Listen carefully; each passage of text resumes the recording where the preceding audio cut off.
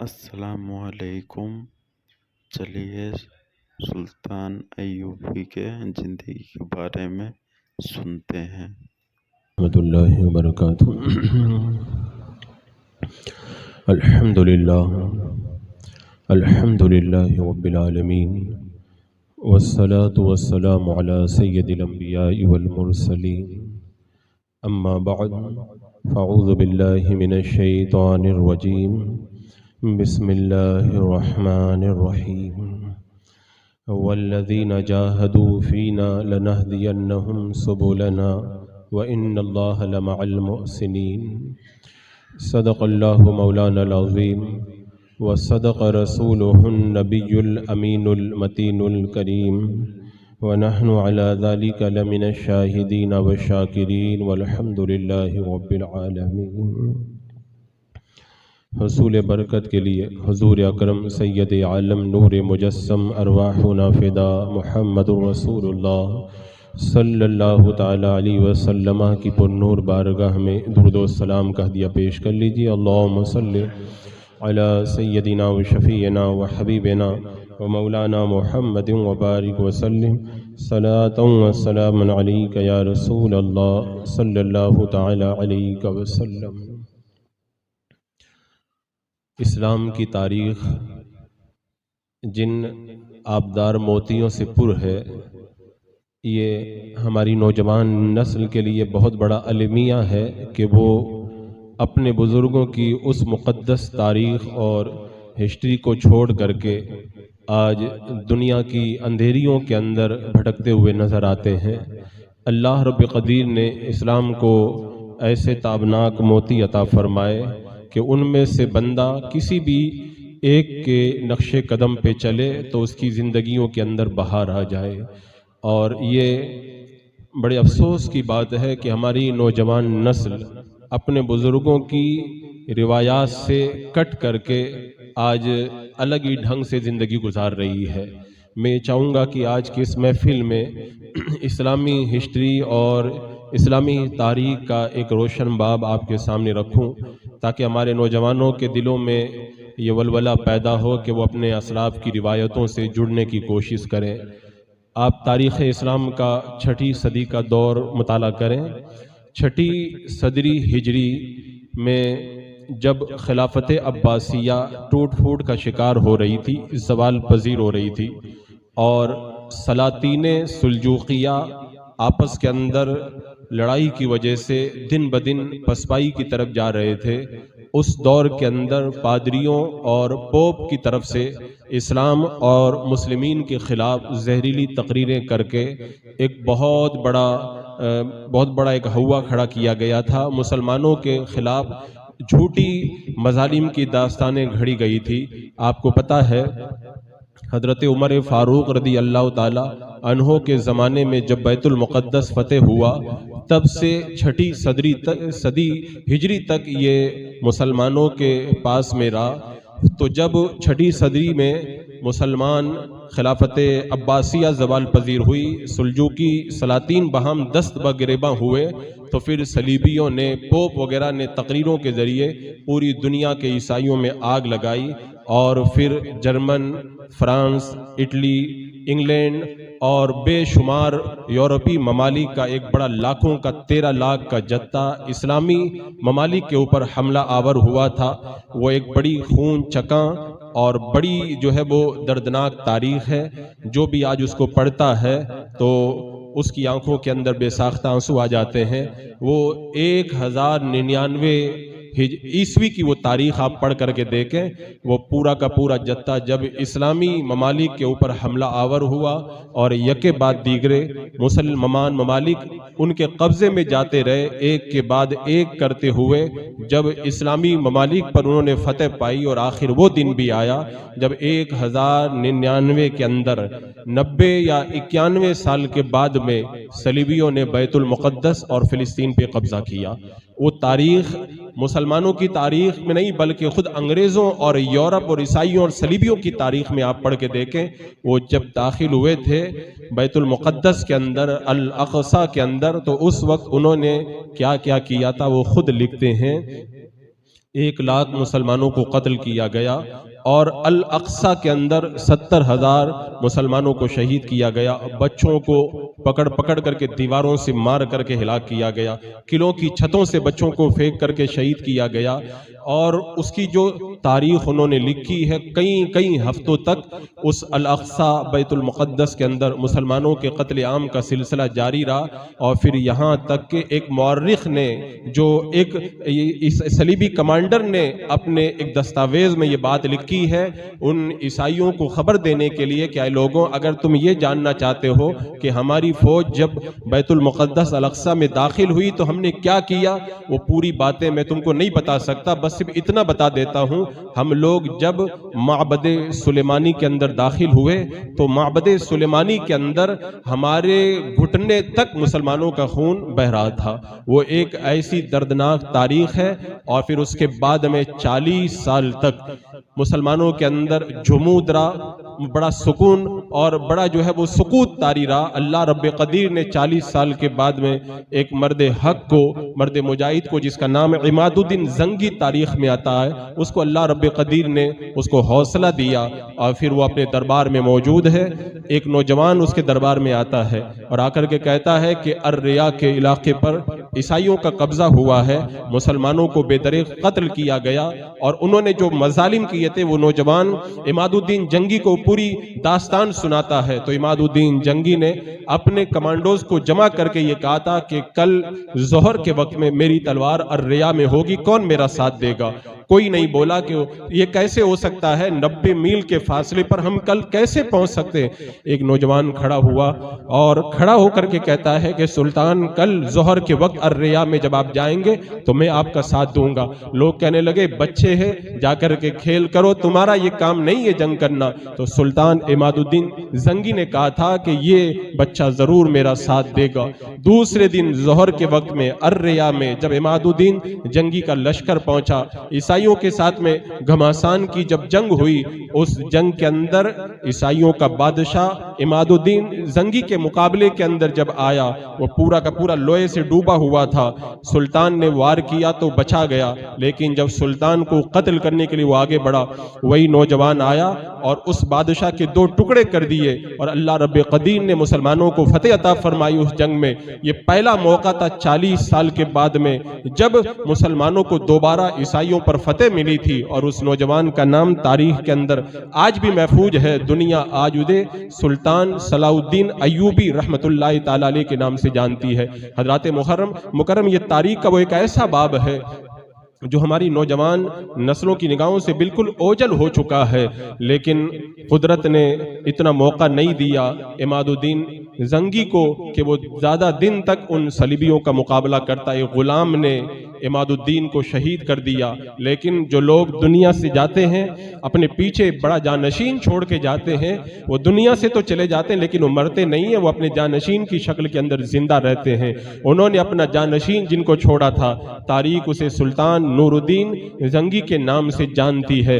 حضرات مکرم، سلطان نور الدین رحمت اللہ تعالی علیہ نے جب باغ ڈور سنبھالی تو پھر اس کے بعد میں دوبارہ اسلام کی بہار آئی، یکے بعد دیگرے بے شمار علاقے مسلمانوں کے قبضے میں آنے لگے، اور پھر وہ موقع بھی آیا جرمن، فرانس، اٹلی، انگلینڈ اور بے شمار یورپ کی فوجوں کو سلطان نور الدین نے شکست دی، اور اس کے بعد میں اس صلیبی جنگ کے اندر مسلمانوں کا ایسا بول بالا ہوا۔ لیکن جب سلطان کی جو تمنا تھی کہ میں بیت المقدس کو فتح کروں، اس کے لیے اس نے بہترین ایک ممبر بنوایا تھا کہ جب بیت المقدس فتح ہوگا تو وہاں پہ یہ ممبر رکھا جائے گا، لیکن وہ قدرت کو شاید کچھ اور ہی منظور تھا۔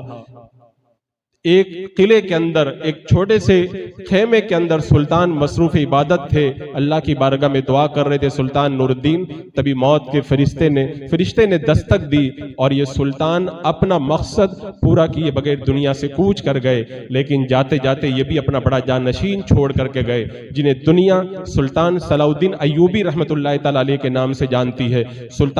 سلطان کی تاریخ آپ پڑھیں، تقریت کے قلعے کے اندر سلطان ایوبی کی پیدائش ہوئی۔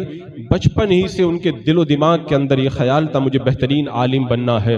چھوٹی سی عمر کے اندر قرآن پاک حفظ کیا، بہترین عالم بنے۔ سلطان نور الدین نے خود ان کی بہترین تربیت فرمائی۔ اللہ رب قدیر نے سنت مصطفیٰ، قرآن مقدس اور اسلام کی محبت ان کے دل کے اندر ایسے کوٹ کوٹ کے بری تھی۔ جب 10 سال کے تھے سلطان ایوبی، ان کے باپ نجم الدین انہیں لے کر کے سیدنا غوث آدم دستگیر رضی اللہ تعالیٰ عنہ کی بارگاہ میں پہنچے کہ حضور دعا فرما دیں۔ سرکار غوث پاک نے دعا فرمائی اور ارشاد فرمایا یہ نوجوان تاریخ کی ایک بڑی شخصیت بنے گا، اللہ رب قدیر اس کے ہاتھوں پر مسلمانوں کو ایک بہت بڑی فتح عطا فرمائے گا۔ ادھر سلطان صلاح الدین ایوبی نور الدین کے زمانے ہی میں مصر کے اندر حاکم بن کر کے آئے، لیکن جب سلطان نور الدین کا انتقال ہوا تو اس کے بعد میں پورے علاقے کے حاکم سلطان صلاح الدین ایوبی بنا دیے گئے۔ وہ کیسا دور تھا؟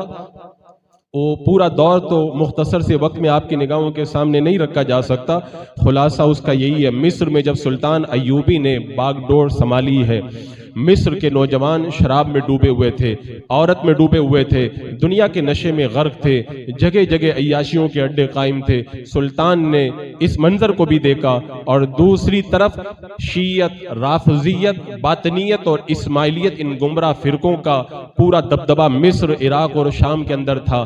یہ دونوں فتنے سلطان صلاح الدین نے اپنی نگاہوں کے سامنے جب ملاحظہ کیے، اس کے بعد میں رفتہ رفتہ جب سلطان نے کام کرنا شروع کیا، اللہ رب قدیر نے بڑی کامیابی عطا فرمائی۔ تاریخ بتاتی ہے کہ سلطان صلاح الدین ایوبی نے مصر کے ساتھ شام کا علاقہ فتح کیا، اردن کا علاقہ فتح کیا، عراق کا علاقہ فتح کیا، دمشق کا علاقہ فتح کیا، حمص کو فتح کیا اور بے شمار لبنان وغیرہ ان تمام علاقوں کو فتح کیا۔ اور پھر وہ وقت بھی آیا جب اللہ نے اس مرد مجاہد کو فلسطین پر فتح عطا فرمائی اور فاتح بیت المقدس بننے کا شرف اس نوجوان کی قسمت کے اندر لکھ دیا گیا۔ آپ تاریخ کے ابواب الٹیں اور الٹ کر کے آپ دیکھیں، سلطان صلاح الدین ایوبی کی جو تاریخ ہے آج کے نوجوانوں کے لیے بہترین وہ ایک رہبر ہے اور بہترین آئیڈیل ہے۔ ہمارا نوجوان اگر وہ تاریخ پڑھے تو اس کی آنکھیں کھل جائیں۔ حضرات مکرم جب مصر کی سرزمین پر سلطان نے بیت المقدس کو فتح کرنے کا بیڑا اٹھایا تھا تو اس وقت صلیبیوں اور عیسائیوں نے دو طرفہ کام کیا تھا۔ ایک طرف اپنی نوجوان لڑکیوں اور شراب کے ذریعے مسلمانوں کو بہکانے کے اور مسلمانوں کو ورغلانے کا کام کیا، اور دوسری طرف گمراہ فرقوں کے ذریعے اس ماحول کے اندر کام کر کے مسلمانوں میں انتشار پیدا کرنے کی کوشش کی۔ اسی لیے ایک موقع پر سلطان صلاح الدین ایوبی نے کہا تھا مجھے 1,00,000 عیسائیوں اور ان کی تلواروں سے اتنا خطرہ نہیں ہے جتنا ان 1,000 مسلمانوں سے خطرہ ہے جو 1,000 نوجوان شراب کے پیالے میں ڈوب چکے ہیں۔ سلطان کی نگاہیں دیکھ رہی تھی کیونکہ انہوں نے بڑی کوشش کی، کئی مرتبہ اپنی حسین و جمیل لڑکیوں کو سلطان کے خیمے میں بھیجا، شراب پلانے کی کوشش کی، لیکن اللہ تبارک و تعالیٰ نے سلطان کو ایسا اعلیٰ کردار دیا تھا، سلطان نہ تو کبھی شراب کی طرف مائل ہوئے اور نہ کسی حسین و جمیل عورت کی طرف مائل ہوئے۔ اگر کوئی مظلوم بن کر کے آپ کے خلاف کام کرنے کے لیے کوئی حسینہ آپ کے خیمے میں بھی آئی نا تو سلطان نے پہلے نگاہیں جھکا کر کے اسے چادر دے کر کے کہا کہ پہلے چادر اپنے سر کے اوپر رکھو۔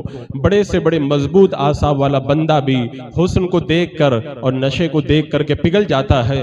سلطان نے بتایا جو قومیں شراب کے نشے میں ڈوب جاتی ہے، جو شباب کے نشے میں ڈوب جاتی ہے، پھر دنیا کے اندر ان کی تاریخ باقی نہیں رہتی ہے۔ اور سلطان صلاح الدین ایوبی کی نظریں یہ دیکھ رہی تھی کہ جب تک امت مسلمہ کو اس جوانی اور شراب کے نشے سے نہیں نکالا جائے گا اس وقت تک امت کبھی بھی بیت المقدس کو فتح نہیں کر سکتی ہے۔ اور پھر سلطان نے اس پر جو کام کیا نا واقعی وہ سلطان کا حصہ تھا۔ اور دوسری طرف سلطان نے دیکھا گمراہ علماء کی ایک ٹیم ہے، وہ مسجدوں کے اندر محراب و منبر کے ذریعے لوگوں کو گمراہ کر رہی۔ کئی بار تاریخ پڑھیں آپ دیکھیں، سلطان کو جب پتہ چلتا وہ خود ایک عام آدمی کا لباس پہن کر کے تقریر سننے چلے جاتے اور اس کی تقریر سنتے اور تقریر کے بعد اس کو ملتے اور اس سے پھر بات چیت کرتے، پتہ چلتا کہ اسے عیسائیوں نے عالم کے لبادے میں بھیجا ہے تاکہ لوگوں کے اندر انتشار پیدا کرے۔ کتنے ایسے علماء کو سلطان نے گرفتار کیا۔ حضرات مکرم، یہ بات میں آپ کو اس سے پہلے بھی بتا چکا، ہندوستان کی سرزمین پر آپ دیکھ لیں، خلافت عثمانیہ کے خاتمے کے دور پر آپ عرب کی تاریخ پڑھ کے دیکھ لیں، امت میں انتشار پیدا کرنے کے لیے جہاں نوجوانوں کو شراب اور شباب میں ڈبویا گیا، وہیں پر امت میں فرقے پیدا کر کے گمراہوں کے ذریعے امت کو تباہ کیا گیا۔ 1857 کی تاریخ کے اندر وہابیت اور دیوبندیت کا فتنہ ہندوستان کی تازہ مثال ہے۔ جیسا کہ میں نے بتایا تھا، وائٹ ہاؤس میں 1857 میں جو میٹنگ ہوئی تھی اس میں بھی طے ہوا تھا مسلمانوں میں فرقہ بندی پیدا کی جائے۔ اور حضرات مکرم، امت کو جتنا نقصان ان گمراہ فرقوں سے ہوتا ہے اتنا نقصان کبھی بھی کافر اور کسی دشمن سے نہیں ہوا کرتا ہے۔ آج ہماری صفوں کے اندر جو یہ گمراہ فرقے انتشار پیدا کر رہے ہیں، اسی وجہ سے آج ہم لوگ ذلت و رسوائی کا شکار ہیں۔ آج بہت سارے لوگ کیا کہتے ہیں کہ ایسے مشکل ترین حالات میں آج امت کو ایک پلیٹ فارم پہ آنا چاہیے۔ سلطان صلاح الدین ایوبی کا جو زمانہ ہے نا، اتنا خطرناک دور آج کا دور نہیں ہے۔ پوری دنیا کا کفر اسلام کے خلاف اکٹھا تھا۔ سلطان نے یہ نہیں کہا کہ آج اتحاد کی ضرورت ہے، آج ایک پلیٹ فارم پہ آنے کی ضرورت ہے۔ سلطان صلاح الدین ایوبی کا جہاں پر یہ کارنامہ ہے کہ بیت المقدس کو فتح کیا، وہیں پر ایک بڑا کارنامہ یہ ہے اس زمانے کے باطنی اسماعیلی اور رافضی فتنے کے خلاف جم کر کے آپ نے کام کیا۔ ان سارے گمراہ فرقوں کو مٹا کر کے مصر اور عراق کی سرزمین کو آپ نے گمراہوں سے پاک کیا۔ سلطان کو پتا تھا میں چاہے جتنی بھی جنگیں لڑ لوں، جب تک یہ گمراہ فرقے میرے درمیان موجود ہیں کبھی بھی امت کامیاب نہیں ہو سکتی ہے۔ آج خود ہمارے اندر آپ دیکھ لیں، میں جگہ جگہ جاتا ہوں، ایسی مثالیں خود میرے سامنے آتی ہے۔ آج وہابیہ، دیابنا وغیرہ سنیوں کے اندر گھس کر کے کیسے ہمیں کمزور کر رہے ہیں۔ ابھی پچھلے جمعہ کو ایک مقام پہ میں تقریر کرنے گیا، بمبئی کی سرزمین پر، لوگ بتا رہے تھے چند سالوں میں بڑی بڑی سنیوں کی 6 مسجدوں پر دیوبندیوں نے قبضہ کر لیا۔ یہ کیا کرتے ہیں؟ سنیوں میں گھس جاتے ہیں، سنیوں کو آپس کے اندر دوست بناتے ہیں۔ اور کتنے بمبئی کے وہ علاقے ہیں جہاں پر آپ گھوم کر کے دیکھیں کہ جب کوئی علاقہ ڈیولپ ہوتا ہے تو سنیوں سے یہ رابطے قائم کرتے ہیں، ان سے محبت بڑھاتے ہیں، اور پھر اس کے بعد میں بلڈروں سے مل کر کے وہ اپنی مسجد قائم کر کے اس علاقے کے اندر گمراہیت پھیلاتے ہیں۔ اور ہمارا سنی مسلمان سمجھتا ہے دنیا کے 2 ٹکے کا فائدہ ہو جائے، چاہے آخرت برباد ہو جائے کوئی پرواہ نہیں ہے، چاہے جہنم کے اندر جلا دیے جائیں کوئی پرواہ نہیں ہے۔ دنیا کے چند ٹکوں کے فائدے کے لیے بد مذہبوں سے میل جول رکھنا، بد مذہبوں سے محبت کرنا، ان پر اعتماد کرنا، میں کہتا ہوں جو اللہ اس کے رسول کا نہ ہوا وہ ہمارا کیسے ہو سکتا ہے؟ جو اللہ اس کے رسول کی شان میں گستاخی کر چکا وہ ہمارا وفادار کیسا ہو سکتا ہے؟ اسی لیے کونین کے دولہ نے بہت پہلے بتا دیا، ان بد مذہبوں سے خود بھی دور رہنا، ان کو اپنے سے دور رکھنا، ان کو کبھی سلام مت کرنا۔ جس نے اس پر عمل کیا دنیا میں بھی کامیاب ہے، آخرت میں بھی کامیابی ہے، اور جو چند دنیا کے ٹکوں کے بدلے میں ان کے ساتھ میں مل کر کے سانٹ گانٹ کریں، ان سے محبتیں بڑھائیں، ان سے تعلقات قائم کریں کہ مجھے یہ مل جائے گا وہ مل جائے گا، دنیا کی جب آنکھیں بند ہوں گی نا تب پتا چلے گا کچھ نہ ملا، اگر ملا تو جہنم کا راستہ ملا ہے۔ سلطان صلاح الدین ایوبی نے دیکھ لیا تھا تو ان گمراہ فرقوں کا ڈٹ کے رد کیا۔ اس کے بعد کی آپ تاریخ پڑھیں، حتین کی سرزمین پر اٹلی، فرانس، جرمن اور انگلینڈ کی ساری فوجیں جب سلطان کے مقابلے میں آئی تھی، وہ ایک ایسی صلیبی جنگ تھی، لیکن سلطان صلاح الدین ایوبی نے اس جنگ کے اندر کیسی فتح پائی؟ سلطان کو پتا چلا تھا کہ گائی بادشاہ اور کرک کا حاکم ریجینالڈ یہ مسلمانوں کے خلاف بار بار معاہدہ توڑ کر حاجیوں کے قافلے پہ بھی حملہ کر چکے، مکہ اور مدینہ پہ حملے کی تیاری بھی کر چکے۔ سلطان نے قسم کھائی تھی جب تک ان گستاخوں کو میں قتل نہ کروں گا اس وقت تک چین سے نہ بیٹھوں گا۔ پھر حتین کی جنگ ہوئی، اس کے اندر لاکھوں کی فوج سلطان کے مقابلے میں آئی، اللہ رب قدیر نے سلطان ایوبی کو فتح عطا فرمائی۔ قیدی، بادشاہ، گائی بادشاہ اور ریجینالڈ کرک کا حاکم سب سلطان کے خیمے میں قیدی بنا کر کے لائے گئے۔ بادشاہ گائی کو تو سلطان نے پانی کا پیالہ دیا، کہا ہم جس کو پانی دیتے ہیں اس کو ہم معاف کر دیتے ہیں۔ جب ریجی نارڈ کی طرف پانی بڑھایا گیا، سلطان نے منع کر دیا، کہا اسے میں قتل کرنے کے لیے 2 مرتبہ قسم کھا چکا ہوں۔ پہلی بات تو یہ ہے کہ اس نے جو ہے مکہ اور مدینہ پہ حملہ کرنے کا ارادہ کیا، تب میں نے قسم کھائی تھی اسے میں اپنے ہاتھوں سے قتل کروں گا۔ دوسری بار حاجیوں کے قافلے پہ جب اس نے حملہ کیا تو اس وقت کہا تھا کہ اپنے نبی کو بلاؤ، تمہارے نبی تمہاری مدد کے لیے کیوں نہیں آتے؟ تو اس وقت میں نے قسم کھائی تھی میں اپنے ہاتھوں سے اس گستاخ رسول کو قتل کروں گا۔ اس کے بعد میں سلطان صلاح الدین ایوبی نے کہا آج اللہ کے رسول نے مجھے انتقام لینے کے لیے بھیج دیا ہے، اپنے ہاتھوں سے اس بدبخت کا قتل کیا۔ اللہ رب قدیر نے ایسی عظیم فتح سلطان کو عطا فرمائی۔ اب اس فتح کے بعد میں پوری دنیا میں مسلمانوں کی ایک دوبارہ دھاک قائم ہو گئی، ایک کے بعد ایک کئی علاقے مسلمانوں کے قبضے میں آنے لگے، اور پھر وہ وقت بھی آیا کہ سلطان صلاح الدین ایوبی کی فوجیں بیت المقدس فلسطین کی طرف بڑھنے لگی۔ اس دور کے اندر سلطان نے اپنے کمانڈوز کے سامنے ایک تقریر کرتے ہوئے کہا تھا یہ مسجد اقصی وہ مقام ہے جہاں سے میرے آقا صلی اللہ علیہ وسلم معراج پہ تشریف لے گئے تھے، یہی وہ جگہ ہے جہاں شب معراج میں میرے آقا نے نبیوں کی امامت فرمائی تھی، یہی وہ جگہ ہے جس کو مسلمانوں کے قبلہ اول ہونے کا شرف حاصل ہے، اور یہی وہ مقام ہے جہاں پر انبیاء کرام کی جو ہے وہ مقدس مزارات موجود ہیں۔ سلطان صلاح الدین ایوبی نے مسجد اقصی اور بیت المقدس کی عظمتوں کو لوگوں کی نگاہوں کے سامنے اجاگر کر کے باضابطہ طور پر اس عظیم فتح کی طرف قدم بڑھایا۔ تاریخ آپ پڑھ کے دیکھیں، سلطان صلاح الدین ایوبی یہ سارا کام جو انجام دیا صرف اپنے بل بوتے پہ نہیں بلکہ اللہ اور اس کے رسول کی مدد کے سہارے۔ قرآن سے اتنا پیار تھا، جب جنگ کے دوران جب برجوں پہ پہرا دیتے تھے تو سلطان پہرا دیتے 2 3 4 پارا حافظوں سے سنا کرتے تھے، اور باقاعدہ جب جنگ ہوتی تو جنگ کے دوران اللہ کے رسول کی حدیثیں سنا کرتے۔ ایک بار جنگ ہو رہی ہے، صفیں لگی ہیں، کسی نے کہا سرکار آپ نے کبھی حدیث پاک کو جنگ کے دوران نہیں سنا؟ تو جنگ کی صفیں لگی ہیں، مقابلہ چل رہا ہے، سلطان نے کہا مجھے میرے آقا کی حدیث سنائی جائے۔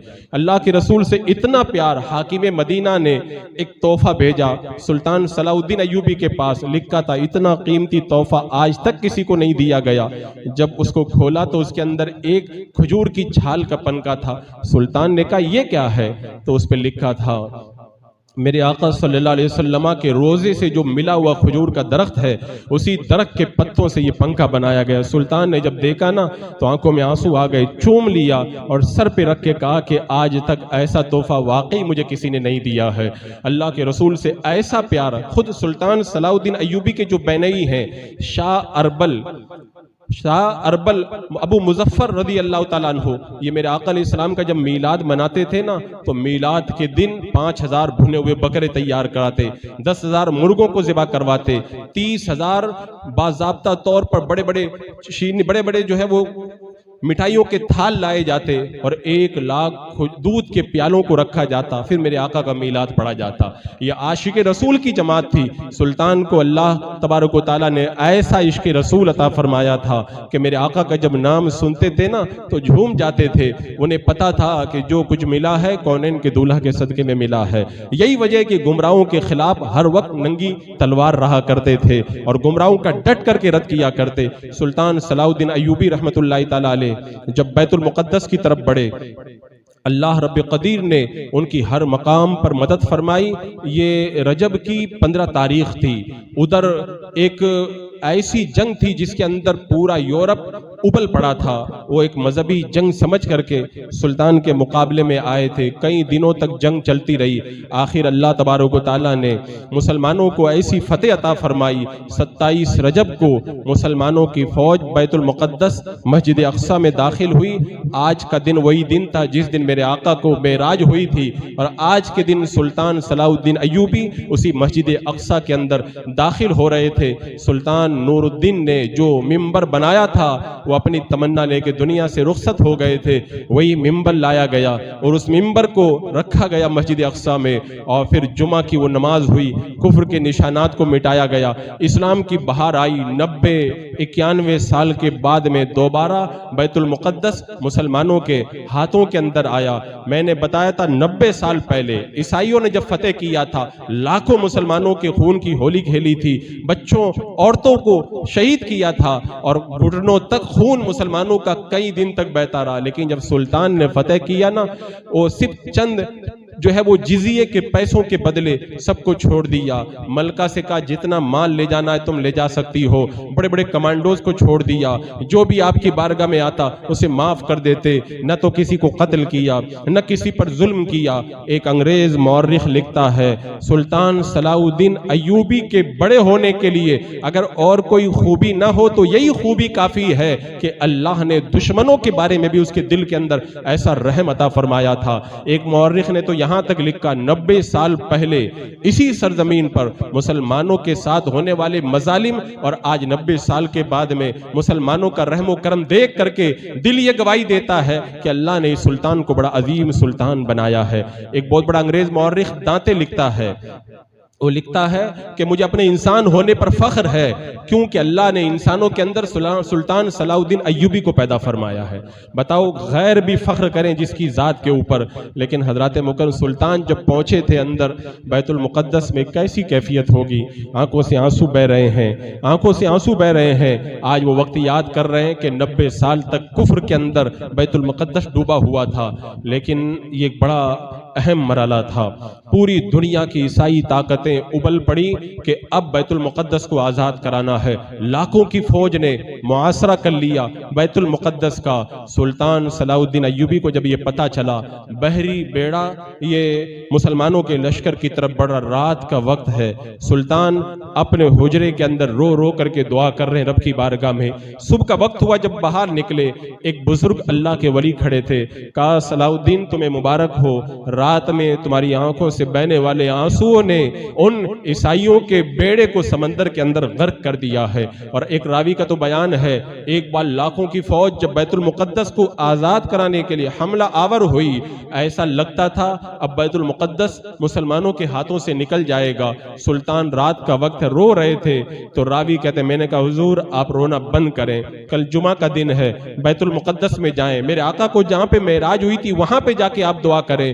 دوسرا دن ہوا، سلطان صلاح الدین ایوبی نے غسل کیا، اچھے کپڑے پہنے، میرے آقا علیہ السلام کے معراج کی جگہ گئے، اور پھر رو رو کر کے رب کی بارگاہ میں دعا کی، مولا تیرا آسرا ہے، تیرے سوا کوئی مددگار نہیں ہے، تو ہی حامی و ناصر ہے۔ اور پھر ان آنسوؤں کے سانچے میں جب دعائیں ڈھلنے لگی تو اجابت سے بھی ٹکرانے لگی۔ اب سلطان جب جنگ کے میدان میں اترے ہیں نا، عالم یہ راوی بیان کرتا ہے پورا دن گزر جاتا تھا، سلطان کچھ نہیں کھاتے تھے، جب طبیب کہتا تھا تو 2 لقمے منہ میں ڈال لیتے تھے۔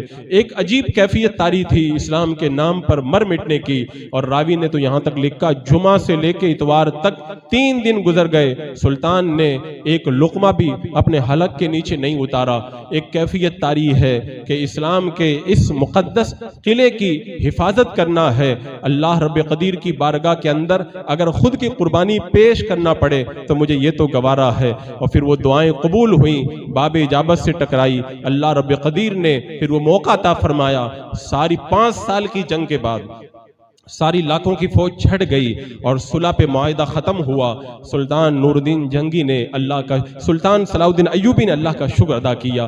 حضرات مکرم، یہ وہ تاریخ کے وہ کمانڈوز ہیں جن پر آج بھی اسلامی تاریخ ناز کرتی ہے۔ بتاؤ اتنا بڑا بادشاہ جس نے کئی ملک فتح کیے، وہ دل کہتا تھا میں حج کے لیے جاؤں، لیکن کہتے ہیں ساری زندگی میرے پاس میں کبھی اتنا پیسہ نہیں ہو پایا کہ میں حج کر سکوں، کبھی اتنا پیسہ جمع نہیں ہوا۔ اور نماز کا اہتمام کا تو عالم یہ تھا، جب اتنی زیادہ پھوڑوں کی شدت کی وجہ سے درد ہوتا تھا زمین پہ لیٹ کر کے کھانا کھاتے تھے، لیکن جب دشمن کا حملہ ہوتا تھا گھوڑے پر بیٹھ کر کے مقابلہ کرتے۔ لوگوں نے کہا حضور آپ کو تکلیف، آپ آرام کریں۔ کہا جب میں اللہ کی راہ میں جہاد کے لیے نکلتا ہوں میرے پھوڑوں کا درد مجھے بالکل محسوس نہیں ہوتا ہے، اور ایک ایسی کیفیت مجھ پہ طاری ہو جاتی ہے کہ اسلام کے نام پر میں اپنے آپ کو قربان کر دوں۔ اور تاریخ بتاتی ہے کہ اتنا پیسہ کبھی آپ کے پاس نہیں ہوا کہ آپ زکوٰۃ ادا کر سکیں، ایک عالم کو ہمیشہ اپنے پاس میں رکھتے، وہ عالم آپ کو ہمیشہ جماعت کے ساتھ نماز پڑھاتا، عین جنگ کے موقع پر بھی جماعت کے ساتھ نماز ادا کرتے، اور قرآن سے تو اتنا پیار تھا، قرآن جب سنتے تھے تو خوب رویا کرتے۔ بتاؤ جب معمولی مشکل آ جاتی ہے تو ہم قرآن کو ترک کر دیتے ہیں، وہ جنگ کے دوران جب تلواریں چل رہی ہوتی تھی اس وقت بھی قرآن پڑھا کرتے اور قرآن سنا کرتے۔ آج ہمارا وہ نوجوان جو کہتا ہے حالات خراب ہیں، ان کو پہلے اپنے حال کو دیکھنا چاہیے کہ ماہ رمضان میں تراویح کے اندر جب قرآن سننے کا موقع آتا ہے تو ہمارا نوجوان پوچھتا ہے سب سے پہلے جماعت کہاں ہوتی ہے، وہاں پہ جا کے جلدی سے ختم کر کے باہر آ جاؤں۔ جب جوانوں کا یہ عالم ہو جائے تو کیسے اللہ تعالیٰ ہماری تقدیروں کو جو ہے وہ اچھا فرمائے گا۔ حضرات مکرم وہ جنگ کے میدان میں قرآن سنتے تھے تو غیب سے اللہ تبارک و تعالیٰ ان کی مدد کا سامان پیدا فرماتا تھا۔ سلطان صلاح الدین ایوبی نے بیت المقدس کو جب ان ظالموں کے پنجوں سے آزادی دلائی، اب اس کے بعد میں مسلسل جنگ کرتے کرتے سلطان جب بیمار ہوئے، 3 دن ہو گئے، کبھی ہوش آتا ہے کبھی بے ہوش ہو جاتے ہیں، آخر جو ہے وہ ابو جعفر نے قرآن کی آیت کریمہ پڑھی، هو اللہ الذی لا الہ الا هو الملک القدوس السلام المؤمن المہیمن العزیز الجبار المتکبر۔